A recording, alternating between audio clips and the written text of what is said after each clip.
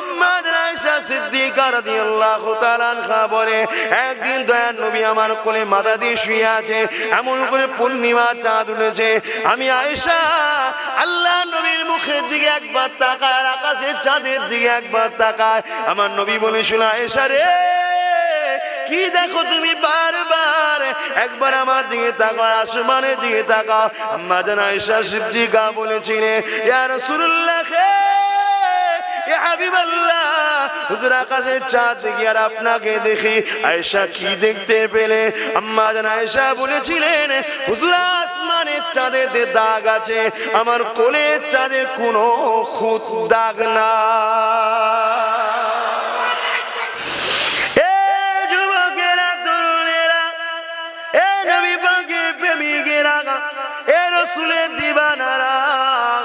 আমার রাসূলুল্লাহ জানিয়ে দিলে, যে মানুষকে ভালোবাসবে আল্লাহ পাকের দয়া তার উপরে হবে।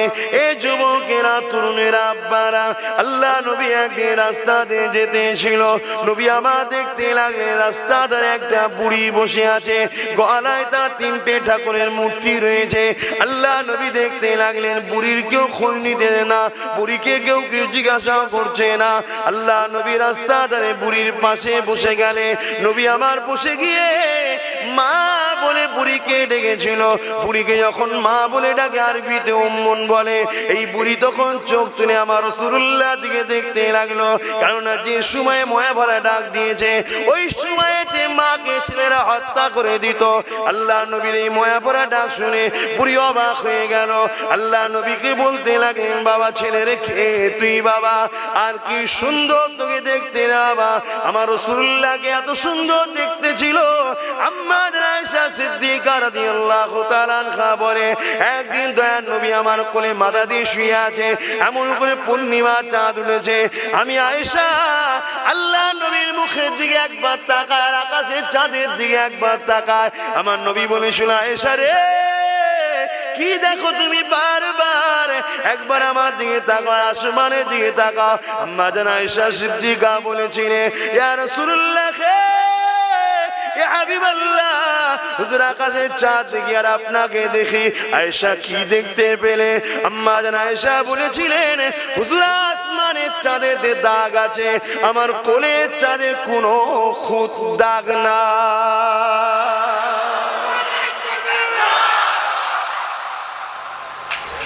সেই নবী পাককে দেখে বুড়ি অবাক, এত সুন্দর দেখতে কে বাবা? তোর বাড়ি কোথায়? কি নাম তোর? কোনোদিন দেখেন তো, কোনোদিন দেখেন। আল্লাহ রাসূল নিজের পরিচয়কে গোপন করলেন, করে বললেন, মা মনে করুন আমি আপনারই একটা সন্তান। কাকে বলছে? একজন গায়ের ইসলাম, যার গলায় 3টে ঠাকুরের মূর্তি আছে, এর নাম ইসলাম। আল্লাহর সৃষ্টি হিসাবে মানুষকে ঘৃণা করাটা ইসলামের নাম নয়। আজকে ইসলামের দোহাই দিয়ে অনেক কিছু কাজ হচ্ছে, তাই তো আজকে আমরা বেউজ্জতি হচ্ছি। যুগে যুগে আমাদের ঘরে দেখে গায়ের ইসলামরা ইমানের কলেমা পড়েছে, আর আমাদের ঘরে দেখে আজকে যুগে যুগে আমাদের ঘরে দেখে আজকে সারা দুনিয়ায় প্ল্যান হচ্ছে কি করে দেশকে শেষ করা যায়। 18 বছরের যুবক হযরতে আব্দুল্লাহ ব্যবসা সূত্রে বাজারে, টাউনে, শহরে এসছে ব্যবসা করতে। জগৎ বিখ্যাত ওলি ছিলেন। 18 বছর বয়স তখন, সেই পিরিয়ডের কথা বলছি। ব্যবসা ক্ষেত্রে শহরে গেছে, এমন একটা জায়গায় ঘর নিয়েছে, তার বাড়ির পাশেতে একজন আগুন পূজারী, মুজুসি বলা হয়, তার বাড়ি। মুসলমান থেকে নাক ছিটকাচ্ছে, প্রতিদিন বাড়ির ধুলোগুলোকে, যাই ময়লাগুলোকে পরিষ্কার করে আব্দুল্লাহর ঘরের দরজার গোড়ায় ফেলে দেয়। আর হযরতে আব্দুল্লাহ জন ছেলে, 18 বছর ছেলে, ফজরের নামাজ পড়ে। নামাজ পড়ে নিয়ে কি করতে? নামাজ পড়ে আপনারা কি করে? হ্যাঁ, নামাজ পড়ে নিয়ে আল্লাহর কোরআন পড়তে হয়, বলুন সুবহানাল্লাহ। কিন্তু আমরা পড়ে উঠতে পারিনি। নামাজ পড়ে নিয়ে আবার ওপর হয়ে যায়, কেউ শুয়ে পড়ে, আর না একটু ঘোরাঘুরি করে। কোরআন পড়তে হয় কিছু সময়। আল্লাহ আমাকে আপনাকে সবাইকে তৌফিক দান, পড়ান, বলুন আল্লাহুম্মা আমিন। হযরতে আব্দুল্লাহ হুজুর প্রতিদিন ফজরের নামাজ পড়ে কোরআন পড়ে। পড়ে যখন দরজা খুলে দেখে যে হুজুরের দরজার পোটেতে অনেক ময়লা নোংরা পড়ে আছে। হুজুর এদিক ওদিক তাকিয়ে দেখছে কেউ কোথা নাই। আর একটা ঘর থেকে পাত্র নিয়ে এলেন, তাতে করে ময়লাটা তুলে যেখানে ময়লা ফেলে সেখানে ফেলে দিলেন, কিচ্ছু বললেন না, চলে গেলেন কাজে। পরের দিন আবার সেই ফজরের নামাজ পড়ে কোরআন তেলাওয়াত করে বেরিয়েছে, দেখছে আবার ময়লা। 3 দিনের দিকে আবার ময়লা, কয়েক সপ্তাহ কেটে যায়, কিচ্ছু বলছে না, ফেলেই যাচ্ছে। তা যে ময়লাটা ফেলছে সে ভাবছে আব্দুল্লাহ হয়তো গোপনে গোপনে আমায় খুঁজছে, গোপনে গোপনে হয়তো খুঁজছে। তাই একদিন কি করেছো, ডাইরেক্ট ময়লাটাকে নিয়ে বাড়ির দরজা করে দাঁড়িয়ে আছে, হুজুর কোরআন পড়ে যেই বেরিয়েছে হুজুরের সামনে ফেলে দিয়ে ছুটেছে। কেন ছুটলো ভাই বলুন? ভয়। ভয় কাদের হয় বলুন? যারা অন্যায় করে। আব্দুল্লাহ চলে গেলেন, প্রতিদিন যা করে ঘরের গিয়ে আবার ময়লার জায়গাটা নিয়ে আসলো, ফেলে দিল। আর এ ছুটে গিয়ে ঘরের দরজা লাগিয়ে নুকিয়ে দেখছে কি করছে। প্রতিদিন যা করে তাই করে চলে যাচ্ছে। তো অগ্নি উপাসক বেরিয়ে এসে হযরতে আব্দুল্লাহর হাত ধরেছে, বলছে ভাই তুই আমায় কিছু বললি না? হযরত আব্দুল্লাহ এতটুকু বললেন, আমি মুসলমান। আমার নেতা হযরত মুহাম্মদ সাল্লাল্লাহু আলাইহি ওয়াসাল্লাম বলেছেন যে পাড়া প্রতিবেশীকে কষ্ট দেবে সে আমার কেউ নয়। তো তোমাকে যদি আমি কিছু বলি তুমি যদি কষ্ট পাও, আমার ভয় হয় আমার নবী যদি আমার থেকে মুখ ঘুরিয়ে নেয়।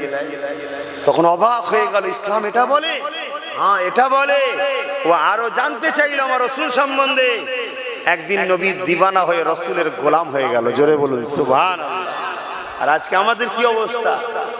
হ্যাঁ, নিজের মায়ের পেটের ভাইকে পর্যন্ত মুসলমান ছাড়ছি না আমরা, নিজের কলেমা পড়া ভাইকে মুসলমান পর্যন্ত ছাড়ছি না, সামান্য সামান্য হারাম টাকার জন্য। হালাল হলো আলাদা কথা ছিল, হারাম টাকা লুটে খাবো এর জন্য আজকে আমরা মারপিট করছি। মুসলমান ঘরের ছেলে মেয়েরা, তরুণেরা, এ নবী পাকের প্রেমিকেরা পরিবর্তন হয়ে যাও, কেননা কিয়ামতটা বড় ভয়ানক হবে। মৃত্যু তো সবার একদিন না একদিন হবে। আল্লাহ কোরআন যখন বলেছে এটা তো চেঞ্জ কেউ করতে পারবে না। কুল্লু নাফসিন যায়িকাতুল মউত, মৃত্যুর স্বাদ অবশ্যই জানতে হবে। আল্লাহ নবী জানিয়ে দিলেন, কেউ যে দুনিয়া জমিনে হারাম খায়, গরিবের লুটে খায়, পরের মালকে জোর করে দখল করে খায়, কারো জমিন যদি দখল করে নেয়, পুকুর এমন করে দখল করে নেয়, মা যদি চুরি করে খায়, এক কথায় হারাম যদি কেউ খায়, আল্লাহ নবী জানিয়ে দিলেন জাহান্নামের কাছে দিয়ে তার জিভকে কাটাবে। এ মুসলমান ঘরের ছেলে মেয়েরা, আল্লাহর পক্ষ দিয়ে কখনো কখনো ঝড় তুফান হবে, আল্লাহর পক্ষ থেকে কখনো বন্যা হবে। এতে করে নেতাদেরকে আল্লাহ পরীক্ষা করে নেয়, নেতারা কি করে দেখার জন্য।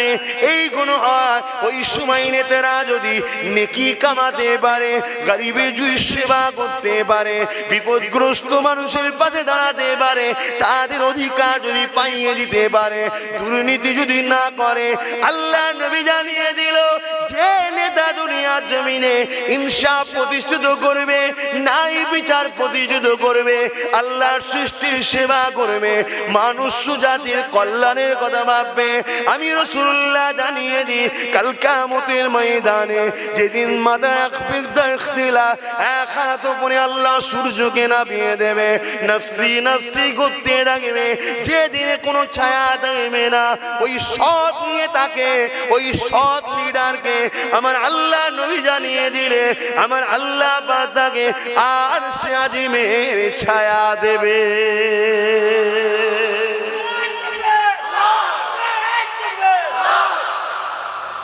তাহলে নেতা হওয়া তো ভালো কাজ, কিন্তু সৎ হতে হবে, গরিব প্রেমিক হতে হবে, দেশ প্রেমিক হতে হবে, নাগরিক প্রেমিক হতে হবে। আজকে তুফান হলে, ঝড় এলে নেতাদের বড় খুশি হয়, কিছু তেরপোলের টাকা ঝাড়বো, এবারে ঝড় এলে নিয়ে খুশি, কিছু এবার টাকা ঘর ভাঙবে ঝাড়বো। এই যে হারাম খাবার জন্য আজকে সমাজে কি হচ্ছে। এবার যদি বলেন আমি খাচ্ছি তো তোর কি হয়েছে, কথা ঠিকই বাপ। দুটো কারণে সমস্যা হচ্ছে। এক, হযরতে নবী লূত আলাইহিস সালামকে মন দিয়ে শুনবেন আব্বারা, আব্বাস সিদ্দিকীর মাথা খারাপ হয়ে যায়নি, জানকে বাজি লেগিয়ে চিল্লাবার আমার কোনো প্রয়োজন নেই। আমার খাবারও অভাব নেই, জলসারও অভাব নেই, ইজ্জতের অভাব নেই, টাকারও অভাব নেই, তাহলে কেন চিল্লাচ্ছি? শোনো, হযরতে নবী লূত আলাইহিস সালামকে আল্লাহ বলেছিলেন, ইমাম সাহেব, হাফেজ সাহেব, মৌলভী সাহেব, পীর সাহেব, দরবেশ সাহেব, হাজী সাহেব, সব সাহেব শোনেন সাহেব, হযরতে নবী লূত আলাইহিস সালামকে আল্লাহ বলেছিলেন, তোমার কওমের মধ্যে থেকে ৮০,০০০ লোককে মারবো, তার মধ্যে ৪০,০০০ ভালো, ৪০,০০০ খারাপ। আল্লাহ পাক বললেন, নবী লূত আলাইহিস সালাম বললেন, আল্লাহ আল্লাহ আপনি কেন ভালো লোকগুলোকে মারবেন? খারাপ লোকগুলো অন্যায় করেছে। আমার আল্লাহ বলেছিলেন, নবী লূত, ভালো লোকগুলো খারাপ লোককে বাধা দেয়নি কেন? শুনছেন ভাই? আপনি নামাজ পড়েছেন, আপনার ছেলে নামাজ পড়েনি, আপনি হালাল ইনকাম করছেন, কিন্তু আপনার ছেলে নেতা সেজে আমপানের দুর্নীতি করছে, ফাঁক আপনিও যাবেন না মাঠ থেকে। তাহলে আমি সমাজে পীরের ঘরে বেটা, মুসলমানরা আমাদের দাবি করে মানি, তাহলে আজকে দুর্নীতি হবে। মানুষ হিসাবে ইনসানিয়াতের যদি প্রতিরোধ না করি, ও একা মার খাবে তা নয়, আমিও মার খাবো। হারাম খাবি তুই আর পিটানি খাবো আমি, ফিরি ফিরি কেউ মার খেতে চায়? কথা বুঝছেন না, বোঝেন না? তাহলে বলবো না বাধ্য, কারণ আপনারা এলাকার মানুষ ভাই, ঘরে আগুন লাগলে পানি তো আপনারাই দিতে যাবেন। বলে আবার কোন দিন রাত্রিরে পুলিশে ঘিরালে এবার আপনারা যাবেন তো খবরটা পেলে? হ্যাঁ, দুর্নীতি যেই করবে প্রতিরোধ করাটা হলো মানবতার কাজ। কি গো আব্বা ভাইয়েরা, বলবো না বাধ্য? এলাকার লোক কি বলছেন সরাসরি দেন, অসুবিধা হচ্ছে না তো? আমি কোরআন হাদিসের বাইরে বলছি না তো? অনেকে বলে হুজুরের ছেলে রাজনীতির কথা বলবে কেন, আবার জলসায় এসে। ভাই এজন্য বলি, কোরআন হাদিসে রাজনীতির কথা আছে তাই বলি। বলুন সুবহানাল্লাহ। ইসলাম কমপ্লিট না আনকমপ্লিট? তো রাজনীতিটা ইসলামে আছে না? না।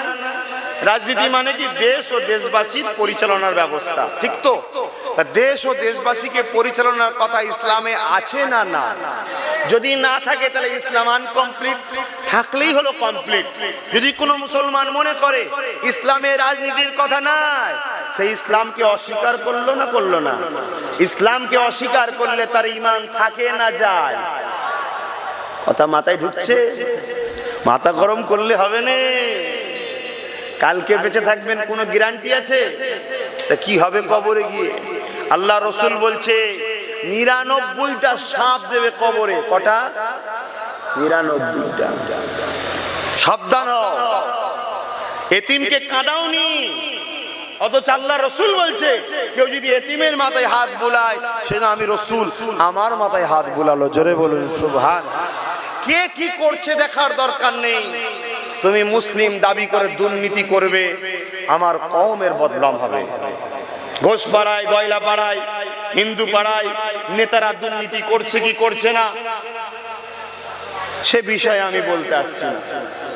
কথা বুঝছেন না, বোঝেন না? দেশবাসী হিসেবে যখন জনসভা করব তখন সবারটা বলবো। কিন্তু আজকে তুমি মুসলিম দাবি করলে, তোমার জন্য আজকে আমার কম গাল খাচ্ছে যে মুসলমানরা এসব হারাম খাওয়া ধরেছে। এ মুসলমানরা হয়ে গেল তো নাকি? অতএব আল্লাহ রসুল বলছেন পাহাড় সরে গেছে, বিশ্বাস করে নাও। মানুষ পরিবর্তন হয়েছে, বিশ্বাস করুনি। আর মিথ্যুককে কখনো ভরসা করুনি। অতএব প্রতিজ্ঞাবদ্ধ হতে হবে। আমরা একমাত্র বাঁচার জন্য সাহায্য আল্লাহর কাছে চাইছি, চাইবো, আগামীতেও চাইবো, ঠিক না বেটি? আর আমরা কখনো আল্লাহ ছাড়া কাউকে ভয় করিনি, আজও করছি না। কিয়ামত পর্যন্ত আমার বাচ্চাদের ঘরেও শিখাবো আল্লাহ ছাড়া কাউকে কখনো ভয় করবি না। জোরে বলুন সুবহানাল্লাহ। ভাইরা আমার, আল্লাহ রসুল দিন দুনিয়ার বাদশাহ হাবিবুল্লাহ তিনি জানালেন ৯৯টা সাপ দেবে কবরে। এক একটা সাপের দুটো করে মুখ হবে। দুনিয়ার গাড়ি বাড়ি টাকা পয়সা দরকার আছে, শখ সাথ থাকতে পারে, তার জন্য হালাল ইনকাম করো না, আল্লাহর কাছে বলো না। একটু কষ্ট করলেই তো হয়ে যাবে, এমন কিছু নয়। তাহাজ্জুদ করে আল্লাহর কাছে হাত তুলবে, দেখবে রাতারাতি আমার আল্লাহ তোমার ব্যবসার দরজা খুলে দেবে। জোরে বলুন সুবহানাল্লাহ। ওটা না করে তুমি যদি লুটবো বলো, ওটা তো অন্যায় কাজ হবে। আরে মুসলমান ঘরে ছেলে মেয়েরা তরুণেরা এ নওজওয়ানেরা আল্লাহ সৃষ্টিকে ভালোবাসেন, আল্লাহ সৃষ্টিকে পছন্দ করে, আল্লাহ সৃষ্টিকে রাজি করে, আল্লাহ সৃষ্টিকে পেয়ার করে। আমার আল্লাহ পাক কাল কিয়ামতের ময়দানে একদল লোককে জিজ্ঞাসা করবে, বান্দারে কোথায় যাবি বল। বান্দা বলতে লাগবে, আল্লাহ পাক দুনিয়া জমিনে নামাজ পড়েছিলাম, রোজা রেখেছিলাম, হজ করেছিলাম, আল্লাহ পাক আজকে জান্নাত যেতে চায়। আমার আল্লাহ পাক বলতে লাগবে, আবু দাউদ শরীফের হাদিস বলে যায়, এ আমার বান্দারে দুনিয়া জমিনে আমি যখন বিমারি ছিলাম আমাকে কেন দেখতে গেলি না। বান্দা চমকে যাবে, আল্লাহ আপনার আমার বিমার। সত্যি তো আমার আল্লাহ বিমার থেকে পাক, আপনার কখন বিমার হলো? আপনার তো বিমার হয় না, আর আমি বা আপনাকে দেখতে যাব কি করি? আমার আল্লাহ বলবে, কেন? তোর গ্রামে অমুক লোকটা বিমারি ছিল, ওটা তো আমারই সৃষ্টি, ওকে দেখা, ওকে ভালোবাসা আমার জন্যই করতিস, ওটা আমাকেই দেখা হতো, আমারই সেবা, মানে আমারই ভালোবাসা করা হতো। কেন? আমার সৃষ্টিকে ভালোবাসা ওটা আমার জন্যই করা হতো। জোরে বলুন সুবহানাল্লাহ। আবার একজনকে বলবে, আল্লাহ জিজ্ঞেস করবে, বান্দা কোথায় যাবি বল। বান্দা বলবে, আল্লাহ তোমার জান্নাত যাব। কেন? নামাজ পড়েছি, রোজা রেখেছি, হজ করেছি। এই আমার যখন পিপাসা লেগেছিল আমাকে পানি পান করালিনি কেন? আমার যখন খিদা লেগেছিল খেতে দিলি না কেন? বান্দা আবার অবাক হয়ে যাবে, আল্লাহ আপনাকে তো পিপাসা লাগে না, খিদা লাগে না, এ থেকে তো আপনি পাক। আমার আল্লাহ বলবে, কেন? তোর গ্রামের গরিবটা ওটা তো আমারই সৃষ্টি, ওকে যদি খাওয়াতিস ওটা আমার সৃষ্টির সেবা করা হতো, ওটা আমি আল্লাহ আমার জন্যই করা হতো। জোরে বলুন সুবহানাল্লাহ। আবু দাউদ শরীফের হাদিস এটা। তাহলে ভাবুন, আজকে আল্লাহর সৃষ্টিকে হেফাজতের কথা ভাবতে হবে না? হবে না? আজকে মেয়েরা কত অসহায় হয়, কখনো বুকে হাত দিয়ে চিন্তা করে দেখেছেন? এই ছোট্ট বাচ্চা মেয়েটা আসিফা, যাকে 7 দিন ধরে মন্দিরের মধ্যে রেপ করা হলো, কি কষ্ট হয়েছে তার উপরে। গত কয়েকদিন আগে যেটা ইউপিতে হলো আবার, হ্যাঁ, অন্যায় হলে তাকে প্রতিরোধ করে দমন যদি না করো, এই অন্যায় একদিন আপনার ঘরে ঢুকবে, জেনে রেখে দেবে, আপনার ঘরে হামলা করবে একদিন।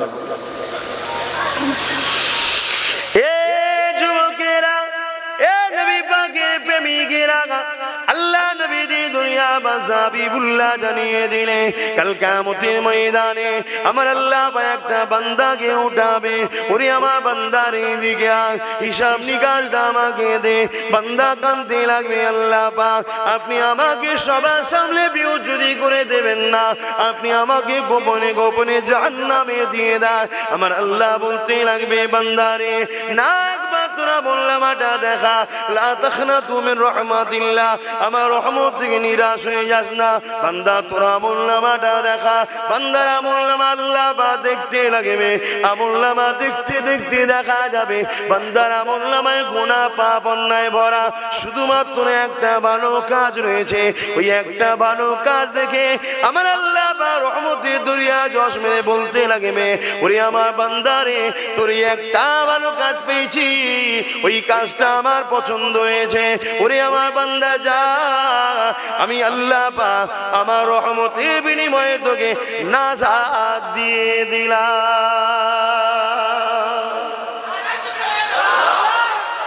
ওই একটা ভালো কাজ কি আমরা কম বেশি সবাই জানি। এক গরমের সময় এক পশু রোদে বাঁধা ছিল, তাকে ছাওয়াই দিয়ে পানি পান করিয়েছিল। আল্লাহ বলছে, বান্দা আমার সৃষ্টির উপরে অত্যাচার হচ্ছিল, কষ্টই পড়েছিল, বিপদে পড়েছিল, তুই মুক্তি দিয়েছিস। তুই যদি দয়া করতে পারিস, আমি তো দয়ার মালিক, আমি কেন তোর উপর দয়া করব না? যা তোকে জান্নাত দিয়ে দিলাম। জোরে বলুন সুবহানাল্লাহ।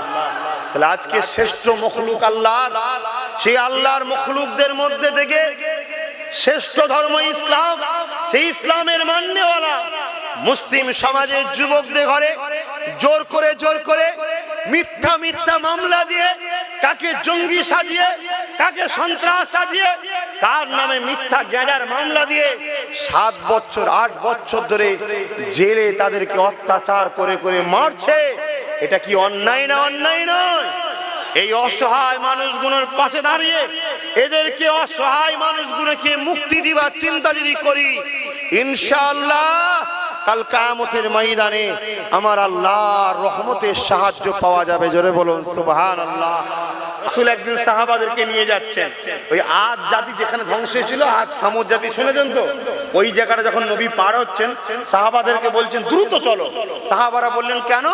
আল্লাহ রসুল বলে এটা হচ্ছে গজব হয়েছিল আল্লাহর, অতএব এই জায়গায় ভয় হয় আল্লাহর লানতের জায়গা, অতএব আল্লাহর গজব যাদের উপরে হয় তাদেরকে সাহায্য করতে নাই, তাদের পাশে দাঁড়াতে নাই, ওই গজবের শিকার তোমার উপর হতে পারে। কথা বুঝছেন না, বোঝেন না? দেখা যাচ্ছে বহুত মাকে কে দিয়েছে, বহুত এতিমকে কে দিয়েছে, বহুত গরিবকে কে দিয়েছে, নির্দোষ লোকের নামে মিথ্যা সাক্ষী দিয়েছে, নির্দোষ ছেলেকে জেল খাটিয়েছে, বিপদে পড়েছে, খোদার মার হয়েছে, আমার কাছে যেই বলছে হুজুর তাবিজ দেন, বিমারে আছি, আর আমি ওকে বাঁচাবার জন্য দোয়া করছি, আল্লাহ নারাজ হবে না? এই কথা বুঝছেন না? আল্লাহ রসুলকে আল্লাহ খোদ নিজে নিষেধ করেছে, জানো? অনেকে ফতোয়া দেয়, এত বদদোয়া করতে ফতোয়া দেয়, আল্লাহ রসুলকে খোদ রসুল নিজে নিষেধ করেছে, খবরদার মুনাফিক আর জালিমদের জন্য দোয়া আপনি চাইবেন না। শুনছেন ভাই? কোরআন, মুনাফিক আর জালিমদের জন্য আপনি দোয়া চাইবেন না। মুনাফিক কাকে বলে? চায়না মোবাইল দেখেছে?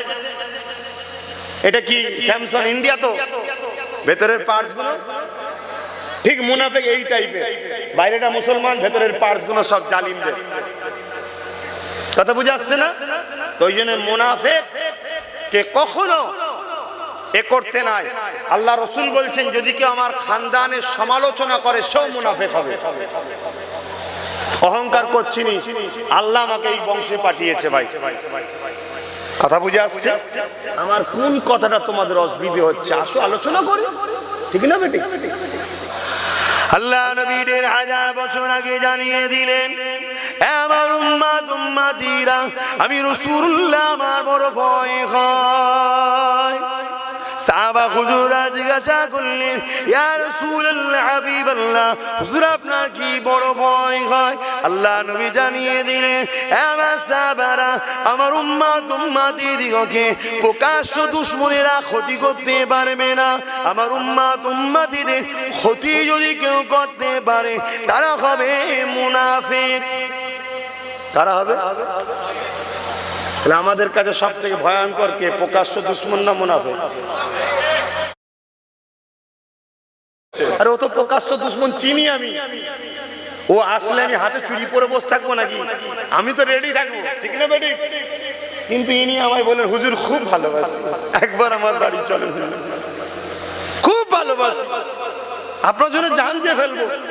ঘরে গেছি, 1 গ্লাস শরবত দিতে, শরবতে বীজ দিয়ে দিয়েছি। শুনছেন না? শুনেন না? তোমাকে কুরমা বেলুয়া জানি, এটা সেটা খাওয়াবো, ভাই ছোবো কেন? আমি জানিও প্রকাশ্য দুশমন। এই কথা বুঝছেন না, বোঝেন না?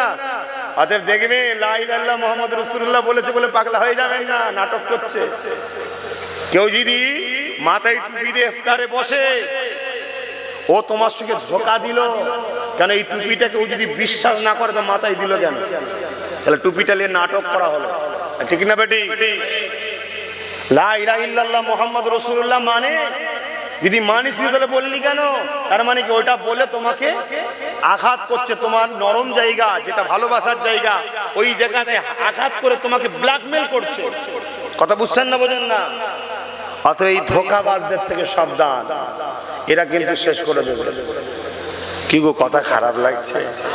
কারণ দেশে ওয়াজ করতে খুব ভয় লাগে ভাই। দেশের লোক তো 24 ঘন্টা দেখে হুজুর খালা মাথায় ঘুরছে, আর ফট করে বিরাট গালি দিচ্ছ না, বিরাট বুঝতে শিখে গেছে।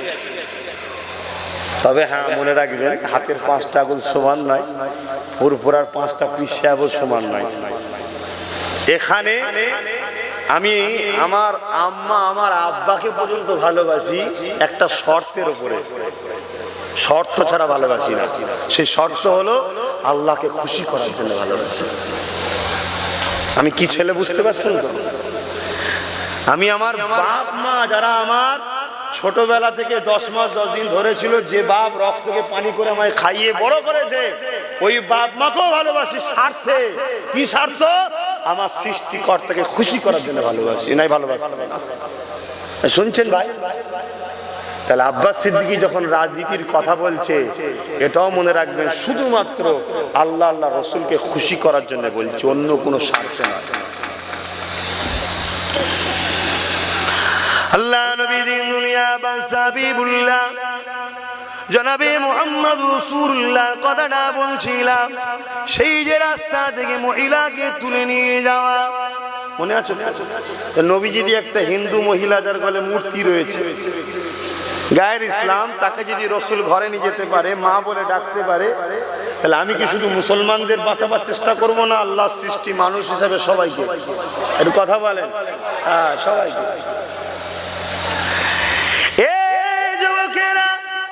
আল্লাহ নবী নবী আমার মদিনা জমিনে রাষ্ট্র কায়েম করেছিলেন, নবী আমার দেশ কায়েম করেছিলেন।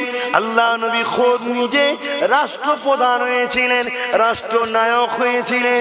কিভাবে রাজনীতি করতে হয়, কিভাবে দেশ চালাতে হয়, কিভাবে প্রশাসন ব্যবস্থা হবে, কিভাবে আইন ব্যবস্থা হবে, কিভাবে দেশকে বিদেশি শক্তি থেকে বাঁচাতে হবে, বর্ডার কিভাবে পাহারা দিতে হবে, দেশের সার্বভৌমত্ব কিভাবে চলবে, নাগরিকরা কিভাবে সুরক্ষিত থাকবে, আল্লাহ নবী সব কিছু 10 বছর ধরে নিজে রাষ্ট্রনায়ক হয়ে দেশ চালিয়েছে।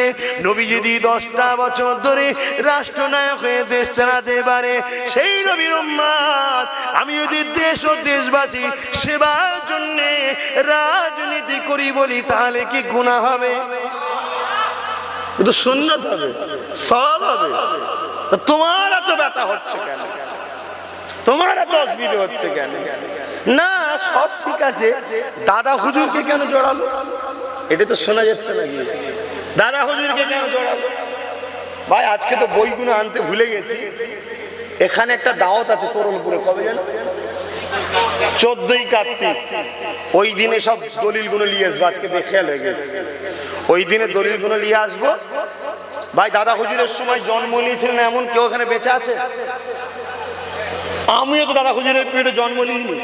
দাদা হুজুর কি করেছে না করেছে আমি জানি, আপনারা জানেন। আমি যদি বলি রাজনীতি করেনি, ইনি যদি বলি রাজনীতি করেছে, উভয়ের কথাই শোনা যাবে না। কেন? উনিও জন্ম নেয়নি, আমিও জন্ম নিইনি। দাদা হুজুরের বিষয়ে জানতে গেলে কি করতে হবে? ইতিহাস। ওই দিন ইতিহাস নিয়ে আসবো, দেখবে। আবার কিছু মানুষ বলতে পারে ওরকম ইতিহাস লিখে দেওয়া যায়, তা আপনি একটা লিখেই দেখান না, একটা লিখে দেখান না। দিদি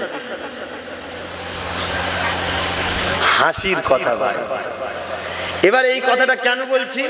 দাদা হুজুরের গায়ে দাগ লাগানো মানে দাদা হুজুরকে অপমান করা। দাদা হুজুর যদি রাজনীতি না করে থাকে, বা রাজনীতিকে ঘৃণা করে থাকে, বা রাজনীতির থেকে দূরে থাকে, তাহলে আমার আবু বকর সিদ্দিক 100% ইসলামকে মানতে পারেন। কথা বুঝছেন না? বুঝলেন? যদি কেউ মনে করে 100% কোরআন হাদিস মানবো, তাকে 100%-এর মধ্যে রাজনীতি একটা পার্ট, ওটা কেউ মানতে হবে। ছুচোরে বাবা।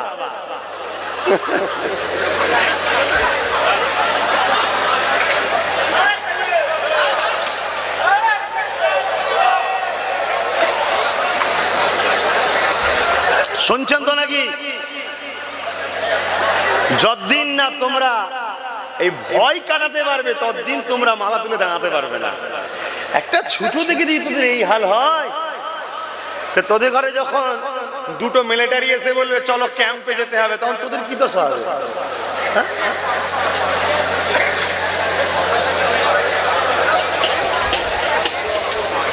কি গো, গেছে তো তিনি। এখন ছুঁচো সুরাতে কে এসছে কে জানে।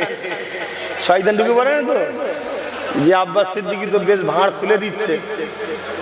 কি তাহলে দাদা হুজুর কি করেছে না করেছে ভাই আমি জানি না, কারণ দাদা হুজুরের পেটে আমি জন্ম নিইনি। বইয়ে কিতাবে ইতিহাসে যেটা আছে, ওই 14ই কার্তিক নাকি বলে, ওখানে মাগরিবের পরে আছে, আসবো দলিল নিয়ে আপনাদের দেখিয়ে দেবো। কথা বুঝে আজকে আনতে ভুলে গেছি। তবে এতটুকু বলে যাচ্ছি, যদি কেউ 100% ইসলামকে মেনে চলতে চায়, তাকে রাজনীতি সম্বন্ধে ভূমিকা দেখাতেই হবে। এবারে নিজে করা বা শিক্ষা দিয়ে লিডার তৈরি করা, যে কোনো একটা। দাদা হুজুর ছিলেন শিক্ষক, তিনি কিতাবে যেটা পাওয়া গেছে, রাজা হয়ে কোনো জায়গায় বসেন ঠিকই, কিন্তু তিনি রাজা তৈরি করেছে। জোরে বলুন সুবহানাল্লাহ। কেন? তিনি মুজাদ্দিদ ছিলেন, যুগ সংস্কারক। যুগের মধ্যে যত বুরাই কাজ আছে সব থেকে মিটাবার জন্যই মুজাদ্দিদদের ঘরে পাঠানো হয়। তাহলে দুর্নীতিটা মুজাদ্দিদদের মিটানোর কাজ না, কাজ নয়। হ্যাঁ,